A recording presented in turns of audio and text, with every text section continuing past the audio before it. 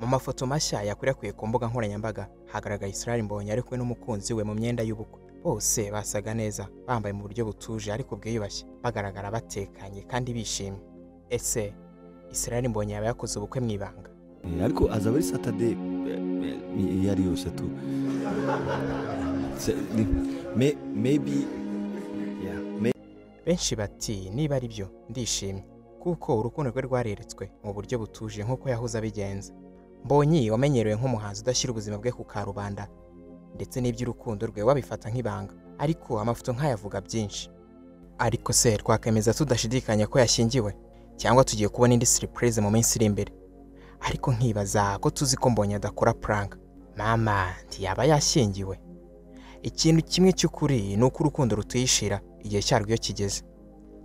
Gusa si uko bambaye gusa byavugishije abantu, ahubwo n'uburyo barebana ndetse n'ukuntu uwo mukobwa asa n'ufite ubwitonzi butangaje byerekana neza ko nta gushidikanya ko ubukwe bwaba bwabaye.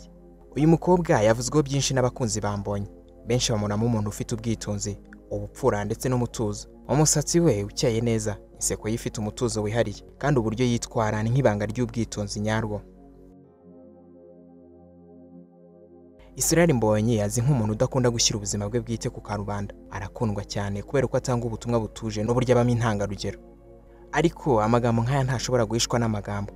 Ese umuhango w'ubukwe waba wararanzwe n'ibanga rikomeye, cyangwa n'urugendo rw'urukundo rukizamuka gake gake?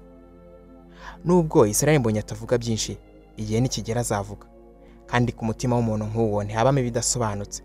Icyiza kiba gihari ndetse gifite aho kiganisha. Ariko se Israel Mbonyi ni muntu ki? Ubundi amazina yahawe n'ababyeyi ni Israel Mbonyi Cyambu. Benshi bamumenye nka Israel Mbonyi.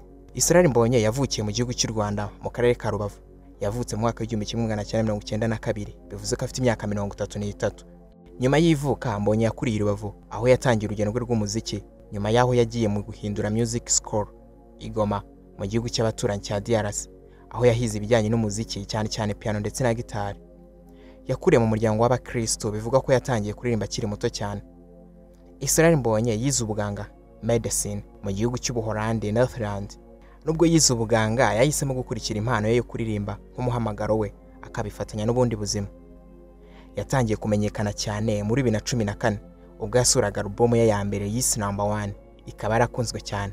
Kugeza ubu afite album nyinshi zigiye zitandukanye, harimo Number 1, Intashyo, Icyambu, Hari Ubuzima ndetse n'izindi nyinshi cyane. Indirimbo ze z'ikirenga zizwi harimo Nica Yesu, Omigezi, Ndanyuzwe, Ninasiri, Yankuyeho Urubanza n'izindi zitandukanye bitewe n'iyo wakunze.